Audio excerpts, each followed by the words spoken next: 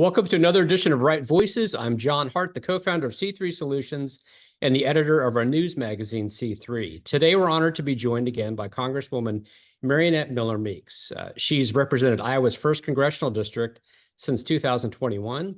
She serves on the Energy and Commerce and Veterans Committees in the House and was recently named the new chair of the House Conservative Climate Caucus. Congresswoman, welcome back. It's great to be with you, John. So who would have imagined? I think if you remember, it was back in 2021. We were in Utah. Quite a few members. John Curtis was there. And here we are not long after that, 3 years later, with a caucus of more than 80 members that have the words conservative and climate right next to each other. What is your response to that? Well, first, I never thought I would be chair. Representative John Curtis has big shoes to fill, both figuratively and literally.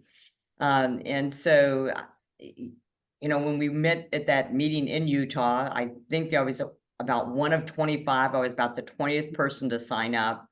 And a lot of it was for me. And I know for John, it was an evolution towards his views on climate. For me, it was just that Republicans weren't in this space. They didn't talk about the issue. And as a physician, trying to challenge things in Congress, I just felt whenever there's a vacuum and there are no other voices, then only one narrative prevails. And I thought that conservatives, especially conservatives that come from rural states that have agriculture, we're the first people to be concerned about the climate. As that's where conservation gets its name. President Teddy Roosevelt, as you know, started our set-asides for public lands, was a huge conservationist. And so I think it just fits into the mold. But more importantly, we needed to be in the conversation. We needed to talk about it because especially in this administration, in the Biden administration, they're pushing forth policies that are not pragmatic, not common sense, will actually lead to worse emissions throughout the globe and to rising electricity prices and brownouts. So I think the policies are ill-founded and pushing a narrative that I think most Americans don't agree with, and certainly put us at a disadvantage when it comes to our own national security. Yeah, I think it's been fascinating to watch the evolution of this debate and discussion.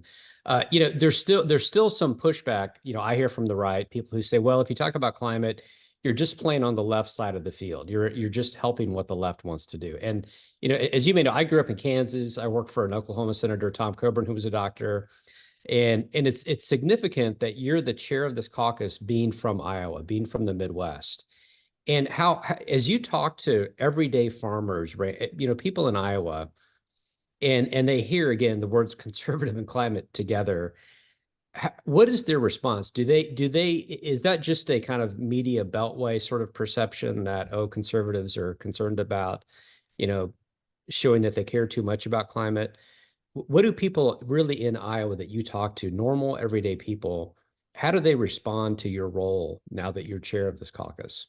Well, that's interesting. And it's exactly why we need the Conservative Climate Caucus, because it's felt that it's a left beltway kind of issue.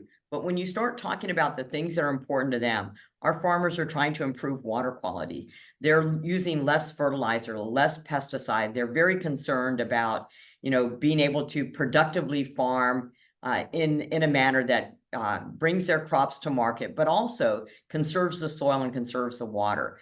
So whether they do just commodities, row crops like corn and soybeans, or niche crops, or livestock as well, they're very concerned. So when you talk to everyday people and you put it in the context of what you're doing, there's a lot of buy-in. So I have an overall arching principle, and that is we all want to leave a cleaner, healthier planet for our children and our grandchildren, but do so in a manner that allows us to compete economically around the globe.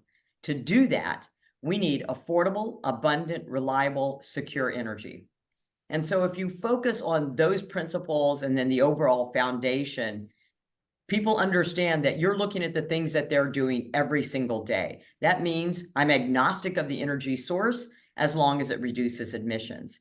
And I think we have, members in the caucus that you wouldn't even think that would be in this caucus. So I think if you're not pushing a narrative, you're not pushing a UN narrative, you're pushing common sense and not pushing, but you're talking about common sense things that they do every day. A lot of people recycle. A lot of people want to have, affordable electricity. And, they want to have choice in vehicles. We offer that to them, pragmatic, conservative solutions, but we don't shy away from talking about the things that are important to all of us.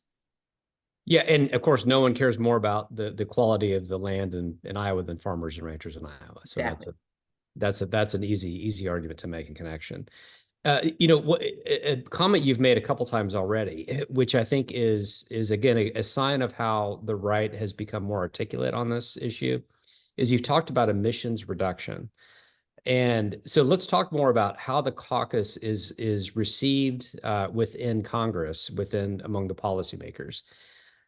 There, I think the problem on the left is there's an obsession with the issue of climate and an intellectually dishonest, just to be blunt about it, attempt to connect it to other issues that have nothing to do with climate.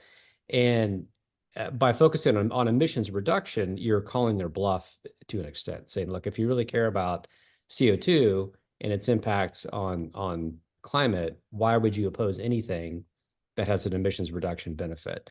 How has the reception of the caucus changed among members who aren't in the caucus? Do they view you as, is this just window dressing? Is it greenwashing? How has that conversation evolved over the past 2 or 3 years? I think certainly at the start, it was perceived in that way. But as you know, Representative Curtis is so strong on this issue and so articulate on the issue that I think, and then having the conversations with Democrats and people that were reasonable on the other side of the aisle, I think that he's been able to change that perception. It's still out there. It's still part of that. But, only recently has the left began to accept nuclear. And I can tell you my first conversations with the Sierra Club, and this is back in 2018, when you would mention nuclear and they would say, no, you can't do nuclear. And my comment would be, then you really don't care about the climate or the environment, because you don't have a continual base load. It's not okay to say to people that you're going to pay sky high electricity prices and you're going to have brownouts or blackouts and not have enough energy so we can be virtuous and righteous about our climate goals. Meanwhile, we're going to let China and India do whatever they want when China is building coal-fired plants in other countries, including Africa and South America, just south of the United States. So I think that when you bring up these things, when I talked, and I've had numerous conversations with John Kerry and with the White House, and when you bring up a life cycle carbon analysis, and there may be zero emissions in creating electricity from wind and solar, but there's certainly not zero emissions when you take the life cycle carbon analysis from mining, processing, refining, and disposal. So let's be honest about what it is that we're doing. And the United States could certainly have been a leader in this. And I would say they should have been a leader in this before they proposed trillion-dollar bills in order to push certain agendas, because the rest of us are worried about another Solyndra, about another failure, as we have large amounts of money going out the door. And I don't dislike every single thing that's being funded in the IRA, but I think you have to prioritize spending. We have to have an energy strategy, which we don't. And if we're serious about reducing emissions, then we need natural gas. And I just had this conversation with college students from the University of Iowa. And I said, if you're really concerned about the climate, then you should want to export liquefied natural gas from the United States. It would do more to reduce emissions worldwide than almost all of the IRA. And that's because U.S. gas is 40% cleaner than Russia, Iran, or Venezuela. Right, right.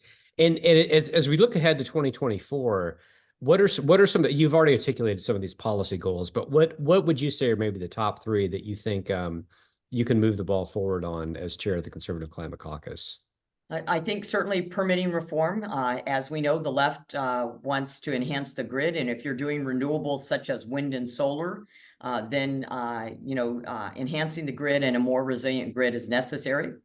So permitting, whether it's a gas pipeline, whether it's electric transmission lines, both of those things require changes in permitting. So I think permitting reform is one of those. The continued advancement of nuclear, especially small modular reactors, And the regulatory burden we have placed on nuclear, one of the primary reasons why nuclear is not affordable and it takes so long to build is one, the permitting, and two is the regulatory framework we have placed around nuclear. Nuclear would certainly be cost effective if we were to reduce some of that regulatory burden. And then the third thing that I think that we can help on is that we have a vast array of renewables, not just wind and solar. And I think even in Iowa, we're starting to see some pushback on the permitting and zoning of wind turbines. So I think this emphasis that we have an entire cadre of renewables other than wind and solar. So in Iowa, we use our natural resources. We have ethanol, biodiesel, compressed renewable natural gas from Stover. We have manure digesters. So we have this entire plethora of renewables other than wind and solar. And I think it's good to talk about the entire package of renewables. Hydropower. Why does the left want to get rid of hydropower along the Snake River in Washington State, which is very clean and has no emissions? So I think we talk about the entire cadre, the entire portfolio, and talk about reducing emissions, reducing methane, and I think that we'll be able to push things forward, and which includes in policy as well. We also will be, I think, instructive in what happens to the IRA should there be a change in the president, which I hope that there will be, and I hope that the Republicans will have majorities in both houses. But when you take that mantle, we have to look at these large pieces of legislation that have already gone before, and what happens with those large pieces of legislation. Yeah, and on the question of the IRA, as you mentioned, you're a physician. I work for Senator Coburn. We were very involved in something called repeal and replace for a long, long time, and sadly, that didn't yield great results. Is the caucus looking at those past fights, past battles, and adopting maybe an approach of modification rather than let's throw the baby out with the bathwater and start over, or just modify what's there? What is the strategic kind of thought, if there is one at this point, as members look at the IRA and making changes that really do benefit America's national security and economic security as well? Well, certainly those are conversations that we're beginning to have, but I think first and foremost, Republicans tend to be pro-business. We want to grow the economy. We want to enlarge the pie. And that's certainly a very good way to reduce our debt. It's probably more powerful to grow the economy and increase revenues. Not only does it lift all people by increasing their income, but it increases revenue, and it probably is more stronger in reducing debt and deficit than cutting spending. It just has a more powerful effect. So we typically are pro-business. In that vein, we already know that businesses have invested because of the IRA. So I think for us, it's going to be looking strategically at the IRA and what parts of the IRA are salvageable. Remember, the IRA, and this is a lesson to both parties, the IRA was not done on a bipartisan basis. It was done on a partisan basis. The Republicans had no input. We were allowed no input. We weren't allowed any amendments. And not only was it done in a partisan manner, it was also tied to 87,000 IRS agents, which we opposed because it targeted, and this was the Washington Post, 75% of people targeted were making 75,000 or more, so all the way down to 75,000 a year. And it also had the prescription drug changes, which have yet to save money for individuals with negotiation and price caps through Medicare. And so there were parts of the IRA that we were never going to be able to support that was packaged together. But to both parties, I think it behooves us, when you're passing major pieces of legislation that have an effect on the economy, that cost trillions of dollars, you should have bipartisan input if you want them to stay. The flip side of that coin is, yes, we watched that battle. We even have people continuing to talk about repealing and replacing the ACA. I think it does behoove us to look at what has happened, and is that really where we want to focus and put our energies and our capital in trying to repeal and place something that is already in place, where monies have already been invested. And a lot of these projects are going on in districts that are represented by my colleagues who are on the Conservative Climate Caucus. Yeah, and I think as you alluded to, there is strong bipartisan support for a lot of the changes you would want to make. And so you're not, this is not a partisan narrative to just swap out anything in the IRA that conservatives don't like. There's a lot of bipartisan angst with how the process was done. It was a very partisan product, and we're living with the consequences of that. Exactly.